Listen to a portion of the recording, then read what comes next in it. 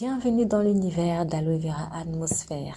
Ici, nous parlons de santé, de bien-être, d'aloe vera, de business et plein d'autres sujets autour du mieux vivre avec un ingrédient surprise que je vous laisse découvrir à l'écoute. Pour les habitués, je pense que vous avez déjà découvert. Comment gérer son stress? Comment gérer son stress? Alors, qui n'a jamais été stressé? Qui n'a jamais été tendu, qui n'a jamais été sujet à l'inquiétude. En tant qu'être humain, je pense que vous avez déjà au moins une fois dans votre vie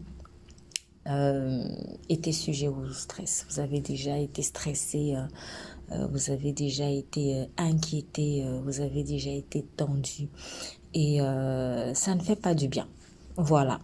Ça ne fait pas du bien et c'est tout à fait compréhensible quand on voit la définition du stress. Je ne vais pas chercher très loin, je vais dans le dictionnaire Le Robert. Le stress est défini comme une réaction de l'organisme à une agression. Réaction de l'organisme à une agression, à un choc physique ou nerveux. Voilà. Donc, le stress, ça touche nos nerfs. Le stress, en fait, c'est votre corps qui est en train de vous dire je me sens agressé. L'agression n'est pas forcément physique, hein, elle n'est pas forcément matérielle. Elle peut être immatérielle. Par exemple, quelque chose qui vous choque moralement. Ça vous choque tellement.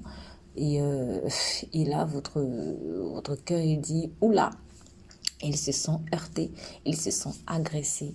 Et bien, il essaye de se défendre, il essaye de réagir. Et cette réaction-là, en fait, c'est ce qu'on appelle le stress. Bon, certaines personnes parlent de bon stress.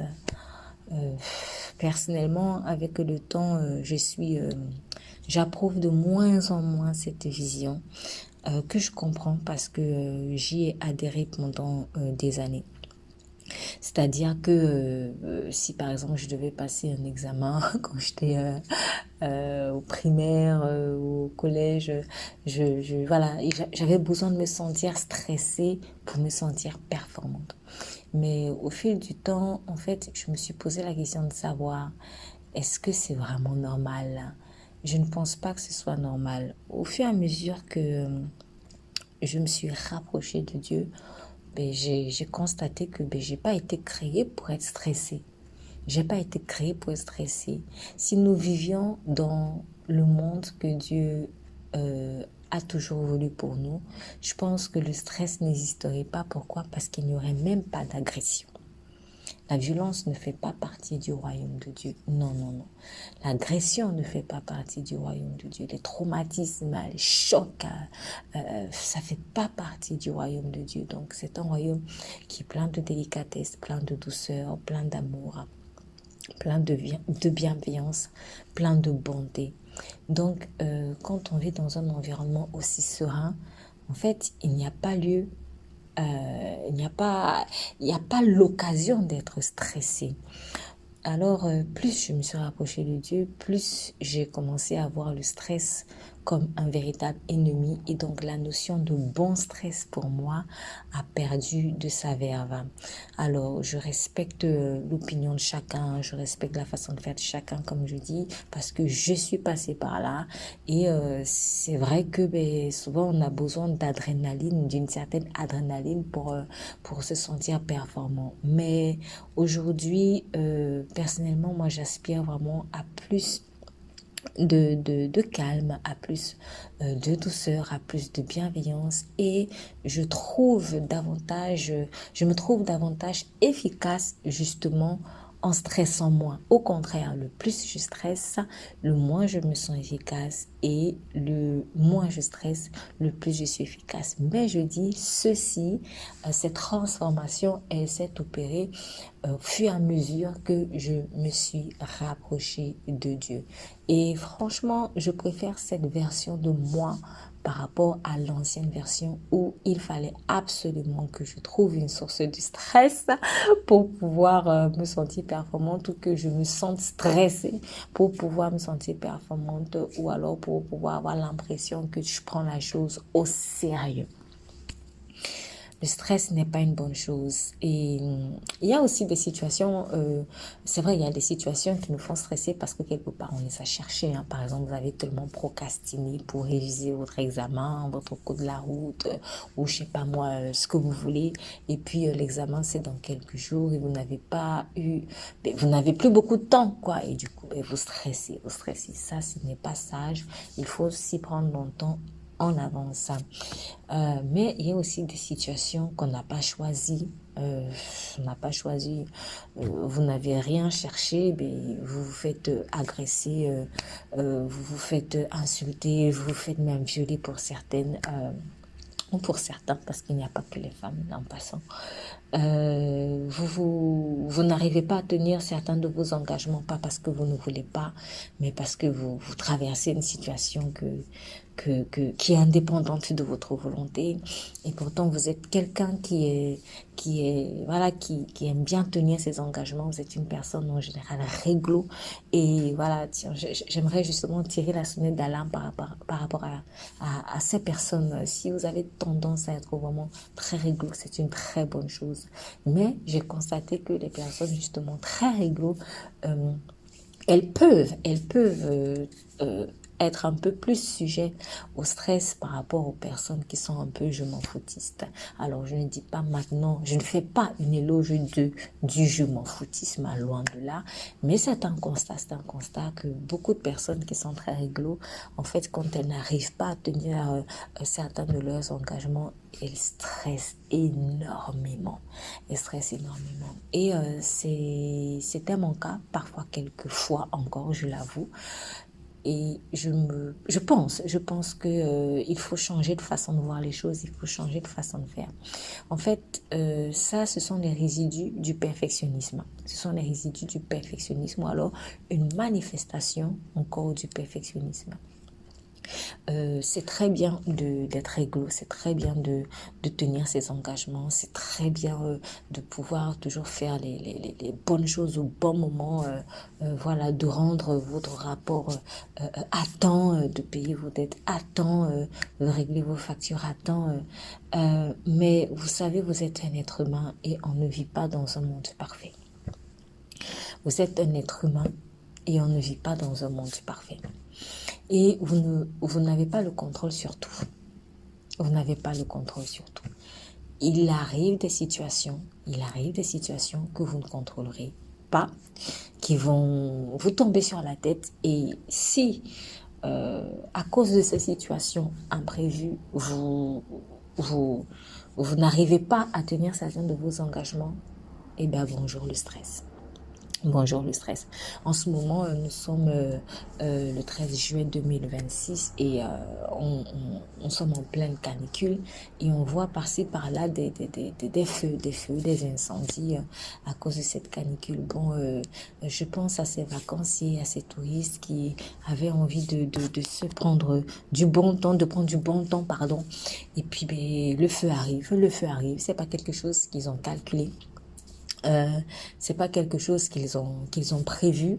Et ben ils se trouvent dans des situations mais qu'ils n'ont pas choisi. Je pense même aussi à ces personnes qui mettent à disposition leur résidence, leurs hôtels, leur mobile home et qui doivent satisfaire la clientèle. Mais comment vous allez faire pour satisfaire la clientèle lorsque des changements climatiques sur lesquels vous n'avez pas de pouvoir en fait vous font la misère? Qu'est-ce que vous allez faire?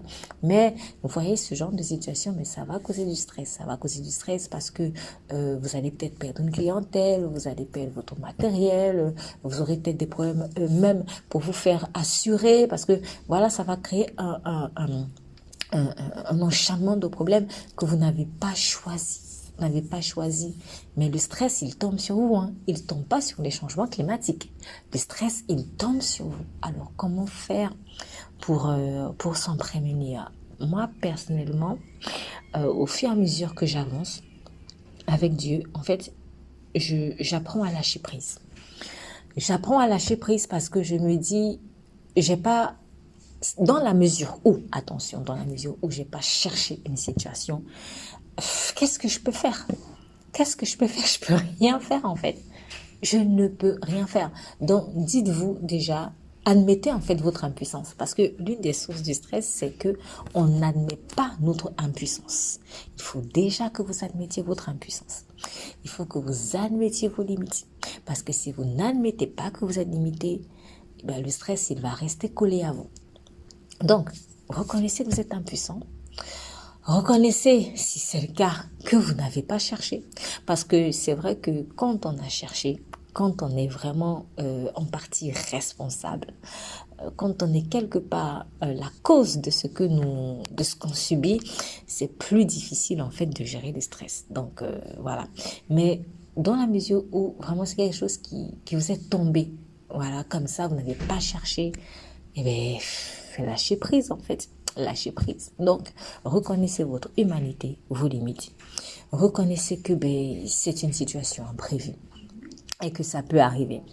Reconnaissez que vous n'avez pas le contrôle sur tout. Et là, implorez la miséricorde de Dieu. Alors, si vous faites tout ce que j'ai dit en tout début, c'est-à-dire reconnaissez vos limites, reconnaissez que vous ne l'avez pas cherché. Et même si vous l'avez cherché quelque part, mais que vous regrettez, il vous faut absolument compter sur la miséricorde de Dieu. Pourquoi? Parce que c'est lui le Tout-Puissant. Beaucoup de personnes restent stressées parce qu'elles ne veulent pas s'abandonner en fait à la toute-puissance de Dieu. Mais vous savez, plus le temps va passer, plus vous rendrez compte que vous n'avez pas vraiment le choix. Après, vous avez toujours le choix de résister, de vous enorgueillir. C'est vous qui subirez les conséquences. Mais je pense que les événements qui nous entourent, la manière dont le monde évolue, quelque part, nous montrent en fait que là, il n'y a plus le choix. Il faut s'abandonner à Dieu. En fait, le miracle existe. Le miracle existe encore. Mais seul Dieu est l'auteur du vrai miracle. Donc, une manière de gérer votre stress, c'est quoi? Reconnaître votre limite et s'abandonner à Dieu. Alors, je dis une manière parce que je n'en connais pas vraiment d'autres. Je n'en connais pas d'autres. Si vous en connaissez d'autres, allez-y. Et si ça marche pour vous. Mais pour avoir testé plein de choses, en fait, je me suis rendu compte que la seule chose la plus efficace, celle qui est véritablement efficace dans le temps, en fait, c'est s'en remettre à Dieu, tout simplement. Donc, faites ce que vous avez à faire. Essayez autant que faire se peut de tenir vos engagements. Mais sachez que il y a un Dieu qui est capable vraiment de vous aider et surtout de vous sortir de tout gouffre, de vous apaiser. Voilà, de vous apaiser parce que ça ne sert à rien de stresser en plus des problèmes que vous avez. Ça ne sert à rien de stresser. Ça ne vous ajoutera pas un jour de plus dans votre quota de vie. Voilà, si vous devez vivre 120 ans, vous n'allez pas vivre 121 ans parce que vous stressez. Donc, en fait, le stress, quelque part, finalement, c'est votre ennemi parce qu'il vous fait voir flou. Il vous fait voir flou. Il vous empêche de voir les choses clairement. Donc, devant une situation de stress, arrêtez-vous. Dites-vous que vous êtes impuissant, vous êtes un être humain et confiez-vous à Dieu. Voilà, remettez-lui cela, lâchez prise. Peut-être des personnes vont vous crier dessus parce que vous avez des engagements à prendre. Ok, ils vont crier, c'est vrai. Mais comptez sur Dieu, il pourra vous délivrer. Voilà. Je vous souhaite une agréable journée et puis à la prochaine.